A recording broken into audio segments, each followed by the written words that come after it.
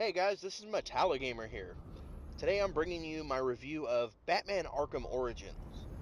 The game is out for both PS3 and Xbox 360. I'm sure you all know that by now, but I'm playing it on Xbox. So first I just kind of want to start with this detail. A lot of people didn't know about this, but Batman Arkham Origins wasn't developed and produced by Rocksteady Studios. It was done by WB Games. I'm not sure if they purchased the property or if they just borrowed it for a game, but they're the ones who did this title. And then they had Splash Damage do the multiplayer, which I was a bit skeptical about it for.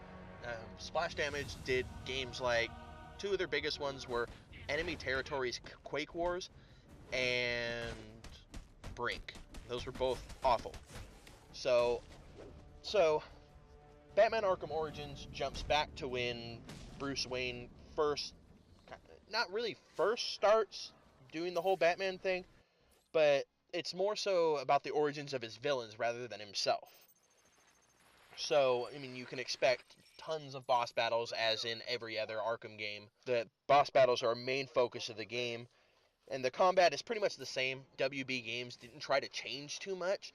They kind of kept the same formula because they know Rocksteady did a damn good thing, and if they fucked that up, they would really be in a shitty position, and nobody would hire their ass for anything. They wouldn't be able to use any properties for any games. Because if you can screw up the Arkham games by trying to change it too much, that's just too big a risk. Combat's pretty much the same for the most part. There's a few tweaks into it, a few enemy additions. There's an enemy who will now counter your attacks, and you have to beat him by countering him. They added more of a focus onto the crime scenes, which was awesome. It's done pretty well. They kind of pull you more into the detective aspect of Batman. In the other Arkham games, they did a decent job with it. At least in Arkham Asylum, they did a pretty decent job with it. Arkham City focused a little bit more on the action, but it's done well. I really like it because it's focused a bit more on it, and it kind of pulls you into that position of the detective version of Batman, which is kind of what he was meant to be initially, not just the action hero. As the Arkham games have been going on, it seems like the maps have been getting bigger because this one they finally had to add a fast travel system, which is it's nice at times, but it can be annoying towards the beginning because you do have to unlock the fast travel points. So at the very beginning, you're kind of stuck exploring a lot of area without the fast travel system, which I mean is a normal thing.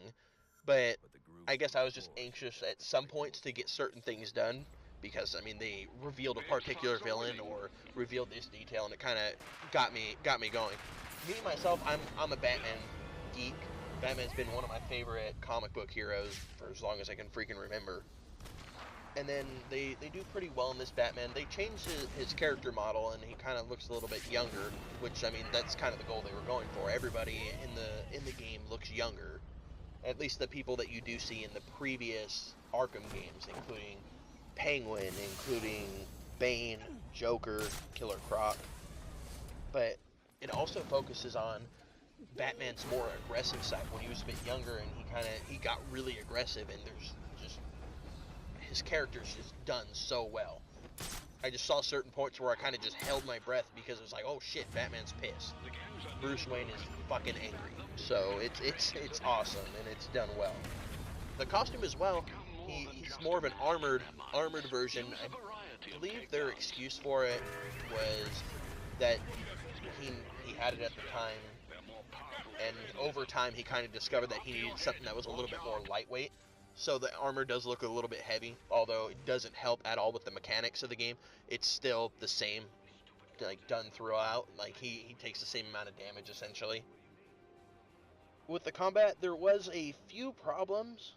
One in particular was ground takedown. Seemed to have a problem landing. I don't know if it was just me or if this is a common problem, but I would go to do a ground takedown and I would land. It seemed like in a preset zone where they kind of just threw me, and he'd go to do the ground takedown and there'd be nobody standing there or nobody laying there, and it would in my combo, which was quite irritating and definitely became progressively more annoying the more it happened with some of the harder fights in the game. Some of the attacks as well, just the general attacks. You'll go to throw a punch at an enemy, and you'll miss. And you'll kind of just land in a spot and swinging in the middle of limbo, and then they'll start kicking the crap out of you. I do think this game fits well in the Arkham universe. The combat, I mean, we all know what the Arkham combat is by now. If you're checking on this game, chances are you've played the other Arkham games, or at least one of them. If not, for the newcomers, it's a third-person action game. The combat is pretty basic.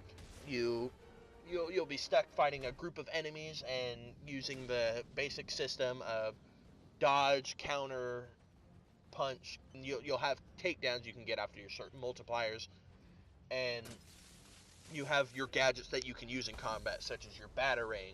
There's a glue grenade now, which is the ice grenade. I can't remember the technical name for it, but the ice grenade from Arkham City. You can throw your gadgets into combat, and there's a few new gadgets as well. One in particular, kind of, for me, I don't know, it kind of broke the combat. It did make you feel powerful, but sometimes it did break the combat. It was the shot gloves. Depending on how good you do in your fights, you build up this meter, and the meter activates the shot gloves if it fills up. So you activate the shot gloves. Every attack you throw at an enemy adds +2 to your multiplier, and then it knocks over any enemy that you attack, including enemies with shields, including enemies that have a baton, an electric baton, or a knife. It knocks them all down. And the gloves continue to work until the meter runs out, and then you go back to your normal fighting style. Like I said, for me, it felt like it kind of broke combat sometimes, because even with the armored enemies, it would automatically start the beatdown process, where you would just start beating the crap out of them and taking down their shields or taking down their armor. So it just felt like it was a scapegoat in certain situations, like certain points you're in a tough fight, and you could just activate the shot gloves, and it really would pull you out of a lot of situations. And it made you feel powerful, which was nice, but like I said, it did feel like it broke it at some points.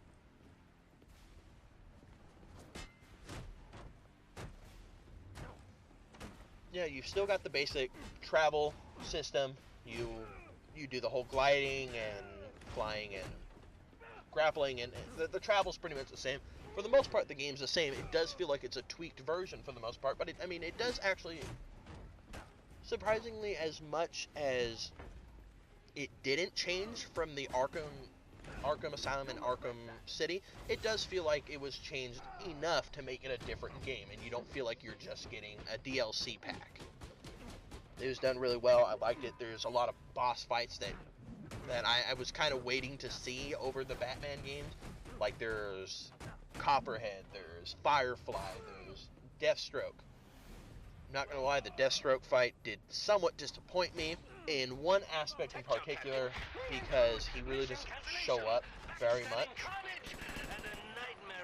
The multiplayer for Batman Arkham Origins was done by the company Splash Damage. They're famous, well, not really famous, their most known titles would probably be Enemy Territories, Quake Wars, and Brink.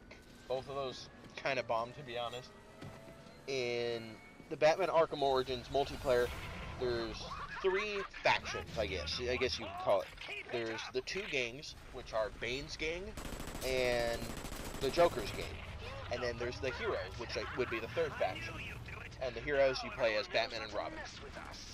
So the gangs, basically, it's a third-person cover-based shooter. You know, you have your different skills, different gun setups, things like that you can use to give your character certain edges in certain situations. It's a 3 versus 3 versus 2. Like I said, the 2 is Batman and Robin. And then each of the gangs are 3 people. Unfortunately, you do have to have a full roster of 8 people to start a game. So if you're at a point in time when there's hardly anybody online, you're going to have no fun, because you will be sitting in waiting rooms and people will continue leaving because you can't fill up a room.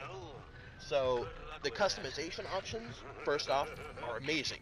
They allow so much variety with your characters, and you can make them look really badass, because with them being the gangs for Bane and the Joker, you kind of have these unique styles that are for each character, and they're done so cool. The Joker's characters can turn out looking just completely menacing and maniacal, completely insane, lots of green and purple stuff. You know, those types of it's very Joker-esque with all of the styles. And then with Bane, you've got these big motherfuckers with armor and just really cool stuff, like very tactical looking stuff. They look like more military-esque. The hero roles, I mean, Batman and Robin, you really can't do much customization. You can customize choose which costume you want to play as you go further and further into your levels. So it's kind of nice. You can choose the different costumes, and you don't have to purchase them either. It seems like you unlock them for multiplayer as you play more. There's also villains that they do throw into it. You get to play as Bane and as Joker if your team is doing well for a certain period of time, and you complete certain objectives, you get a chance to unlock your villain, and they can really change the game. They can change the field. The heroes, the Batman and Robin, they focus mostly on stealth. They play in the Predator mode, where you stay up high. You have your Predator vision, where you can take down enemies, and you're supposed to stay stealthy, because if they find you and then they shoot you in the face, they could fuck your shit up. So overall, I did have a lot of fun with the multiplayer. It's not amazingly done, but it is a nice addition and a nice change of pace when you're playing the Batman games for a certain amount of time. Alright, so I ended at this. This game done very well. I've enjoyed it so much. Definitely a great addition to the Arkham series. You've got plenty of boss battles, the same essential combat, even though with the shot gloves does kind of break it a little bit. The game also focuses more on the crime scene investigations, which is very nice because it gives you the whole Batman feel. Larger map, more enemies, more side objectives to do. Of course, more Riddler missions, which is always nice because that adds so much more to the game. More costumes, more gadgets. It fits very well in the Arkham universe, and I'm definitely glad it was made the way that it was. So, I'm gonna give Batman Arkham Origins a 92 out of 100. Alright, well, that's all I have for you today. Anyways, like, subscribe, share the videos. I appreciate every bit of support that I get from you guys. Anyways, game on, guys. Stay fucking metal, and see you next time. No, you have to answer to me. How does this disruptor work?